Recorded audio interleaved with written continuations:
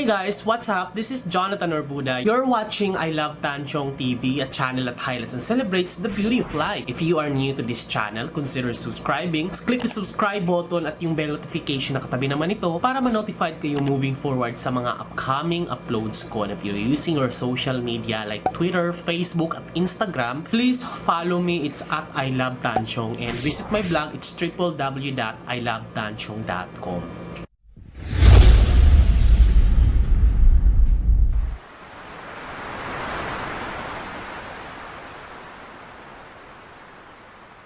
So ngayon, sobrang excited ako ngayon dahil sa panibagong video na naman ang ating gagawin. So today is May 23rd, Sabado, 3:46 PM. So nakita nyo naman sa thumbnail ng video na to na unboxing video po ang gagawin natin ngayon.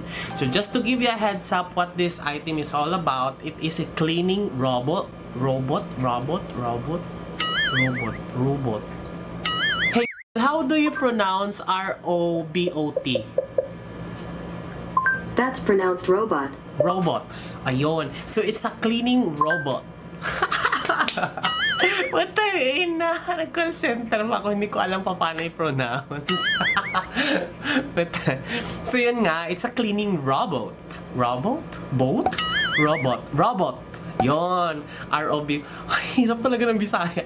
So anyway, going back, mag-unboxing tayo ngayon. I ordered this item sa Lazada noong May 16. Na-ship siya ng seller May 18. Dumating ito May 20, 2 days ago. So, hindi ko lang siya na-unbox at hindi ko nagawa ng video dahil sobrang dami ko ng ginagawa. Natambakan na ako ng mga video na hindi ko pa na-edit dahil sobrang bagal ang laptop ko. Kaya hinuli ko to dahil this is just only amounting to 600 pesos. Sabi ko, pag may sira, hindi siya gano, or pag may missing item or something similar, hindi siya gano ka-big deal dahil nga, mura lang siya. So, unlike doon sa meron pa tayong i-unbox guys, ayun no, kita nyo ba yan? So, ayan, dumating na po ang ating convection oven. So, yan po yung hindi ko pa na-unbox. So, unahin na muna natin to, no?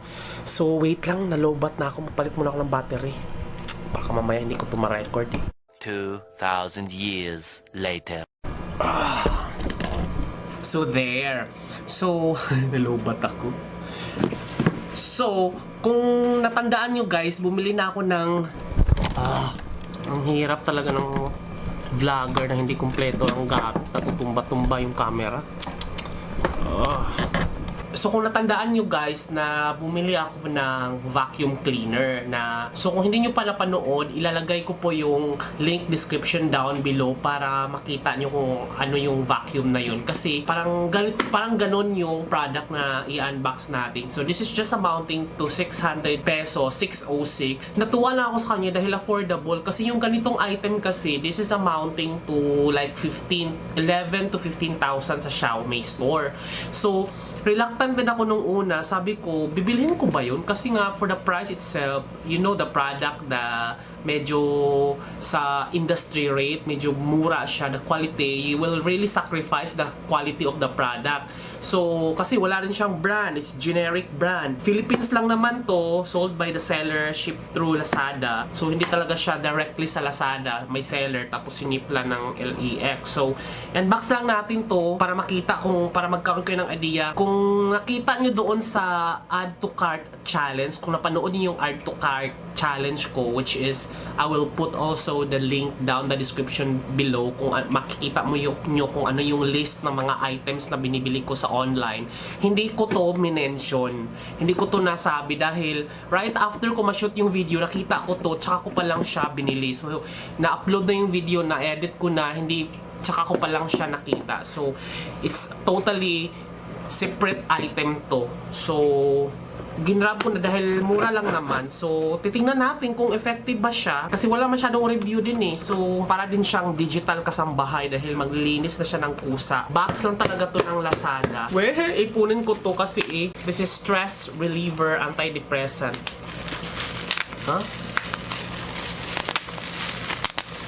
Pangpatanggal ko to ng stress. So, ang loob niya, dalawang variants ito, isang white, isang black. Pero ang kinuha ko ay black yata yung kinuha ko. So, sana effective. Medyo magaan yung item. So, pag magaan, alam na. So, hindi naman ako nag-expect ng bonggang-bonggang ganito. So, ito yung pagkabalot.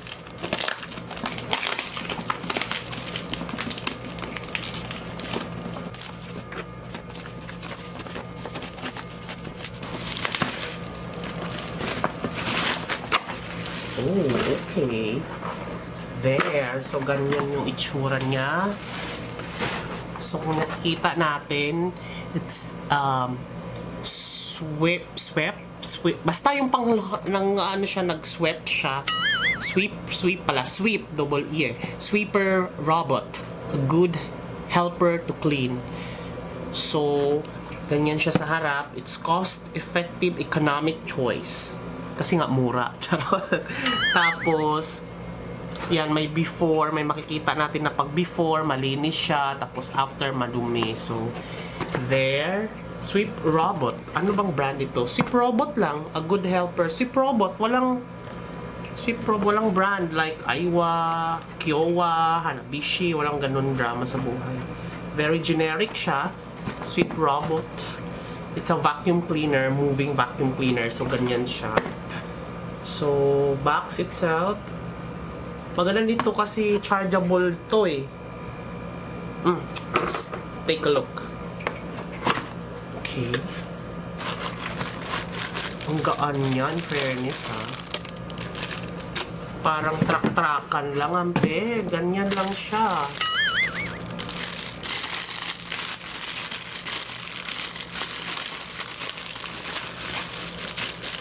So, meron tayong, ano kaya to? Chinese product. Hindi ko maintindihan.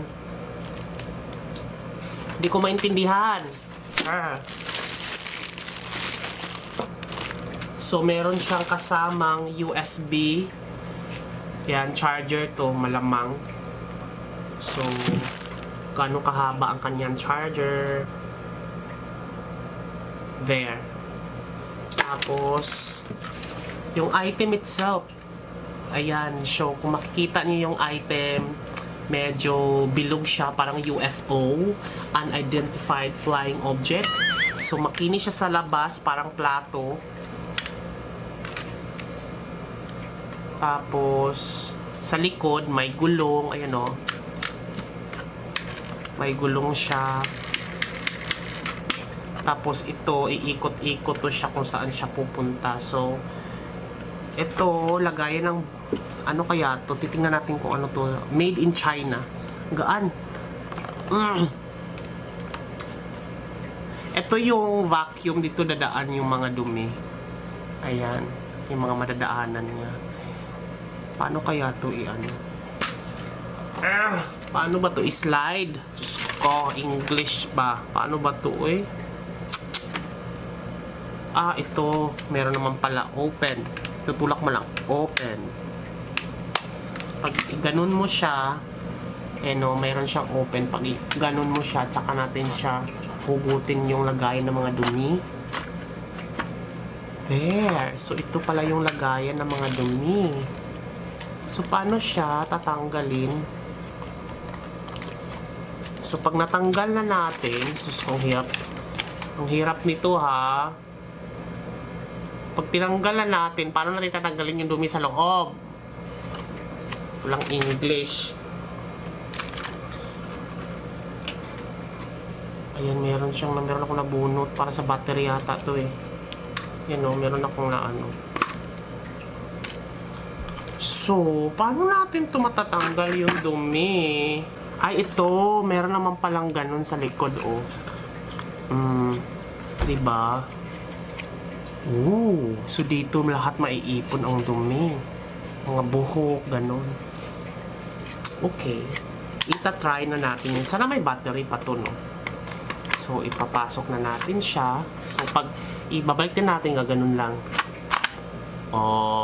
Pero ang gaan niya talaga, girl. So, kung i-charge naman natin, Kunin natin yung ating charger. So, ito yung ating Romos na battery, battery natin. Ano tawag doon? Yung, binili ko rin sa Lazada eh. So, sasaksak lang natin siya. Meron ditong charger. Ito, nagcha-charge na kaya to? Feeling ko nagcha-charge siya. Ay! Taray! Pag i-on natin guys, ito lang oh. Merong on dito. Kita nyo ba? Ako naka-focus eh. Dito sa gilid oh. Pero feeling ko may charge na tong battery nito. So, bunutin muna natin. Tapos, try natin kung gagana. Pinutin natin to. In fairness! Karamdaman ko yung hangin dito. Mahina lang siya. Tapos umiilaw-ilaw dito. Parang may robot talaga. Yan o, may hangin. Ayan pa na ko. Kung gaano kalakas yung hangin, guys. Hindi na masama. Pero sana makasipsip ng malalaking no. So, itry natin. Off muna natin. Nakatakip pala siya, guys. Akala ko kung bakit hindi siya tumatakbo. Meron palang takip. Ayan o, tatanggalin pala natin yung takip. Andun yung umiikot-ikot. I-on natin ha. Ayan o, umiikot-ikot siya. Nagulat ako, bakit sa makininilapag kung ganun hindi umaandar? May takip pala siya, ayan o. Bongga, may takip siya. So, ito try natin kung effective ba to. Sinadya ko talaga yung sahig na hindi walisan. Actually, hindi rin naman ako nagwawalis. Ako lang din mag-isa. Para lang matry. So, marami kasi kung mga buhok na mga galing sa dreadlocks ko. So, ayan o. So, yan lahat yung mga dumi. So, kung makikita nyo, sobrang daming dumi dyan. Ayan, mga mga buhok. Ayan o. Ayan, mga buhok yan. Mga alikabok. Ayan o. So, pinadami ko talaga siya para ma-review ko to, no? So, i-on na natin siya. Lock na muna natin siya. Then, turn on. Uy! Ayun! Ayun na siya!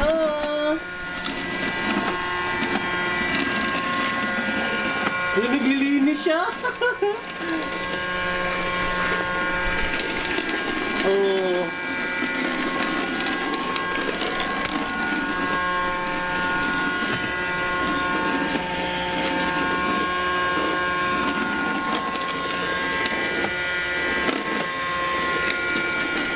In fairness naman, parang yung nadadaanan niya ay nahihigop din naman niya.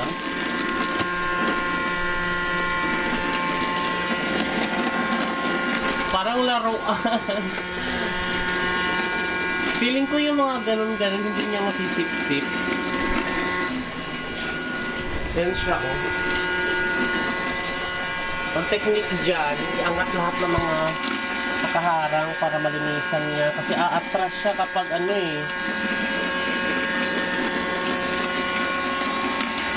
pag nabangga siya.